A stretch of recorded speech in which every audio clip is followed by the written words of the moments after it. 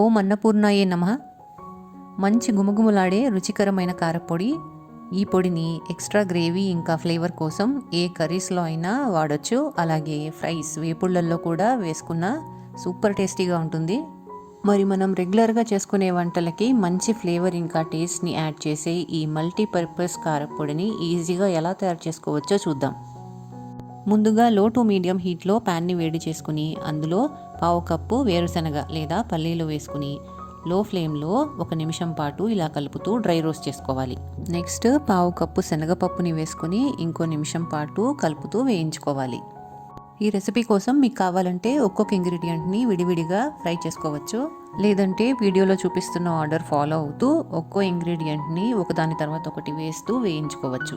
ఇప్పుడు అరకప్పు ధనియాలని కూడా వేసుకుని 1 నిమిషం పాటు లో ఫ్లేమ్లో ఫ్రై చేసుకుని తర్వాత ఇందులో పావు కప్పు జీలకర్ర అలాగే పావు కప్పు సోంపుని కూడా యాడ్ చేసుకుని వేయించుకోవాలి. ఇక్కడ మనం వేగటానికి టైం ఎక్కువగా పట్టే దినుసులని ముందుగా యాడ్ చేసుకుని త్వరగా వేగిపోయే వాటిని లాస్ట్లో వేసుకుంటున్నాము. దీనివల్ల టైం ఇంకా ఎనర్జీ సేవ్ అవుతుంది. ఈ మెథడ్ కాస్త కష్టం అనిపిస్తే వీటిని విడివిడిగా కూడా వేయించుకోవచ్చు. నెక్స్ట్ ఇందులో 15 వరకు ఎండుమిరపకాయలు వేసుకోవాలి. కారం ఎక్కువగా కావాలనుకునే వాళ్ళు ఇంకో 4 మిర్చిలు ఎక్కువగా వేసుకున్నా పర్వాలేదు. వీటిని కూడా 1 నిమిషం పాటు ఫ్రై చేసుకున్న తర్వాత ఇందులో పావు కప్పు నువ్వులు అలాగే పావు కప్పు డెసికేటెడ్ కోకోనట్ లేదా ఎండు కొబ్బరి పొడి యాడ్ చేసుకుని ఇప్పుడు వీటన్నిటిని ఫైనల్గా ఇంకో 2 నిమిషాల పాటు ఇలా కలుపుతూ చక్కగా దోరగా వేయించుకోవాలి.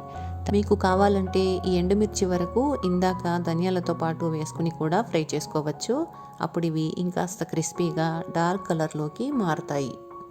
తర్వాత స్టవ్ ఆఫ్ చేసుకుని వీటిని పూర్తిగా చల్లారనివ్వాలి.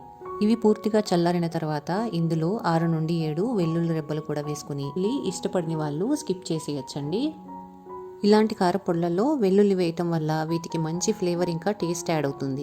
ఈ మల్టీపర్పస్ కారపొడి పావు కేజీ నుండి అర కేజీ కూరగాయలతో చేసిన నార్మల్ కర్రీస్ లేదా పులుసు కూరలకైతే 1 టీ స్పూన్ వేస్తే సరిపోతుంది.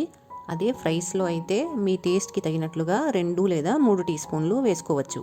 ఇందులో 1 టేబుల్ స్పూన్ ఉప్పు వేసుకుని వీటిని కుదిరినంత ఫైన్ పౌడర్లా గ్రైండ్ చేసుకోవాలి. అంతేనండి, మల్టీపర్పస్ కారపొడి రెడీ. ఈ కారపొడి డైరెక్ట్గా కూడా వాడుకోవచ్చు. వేడివేడి అన్నంలో కాస్త నెయ్యి లేదా పప్పు నూనె వేసుకుని కలుపుకొని తింటే అమోఘంగా ఉంటుంది. మరి తప్పకుండా ఒకసారి ట్రై చేసి చూడండి. అలాగే మీకు ఎలా అనిపించిందో కమెంట్ చేయటం మర్చిపోకండి.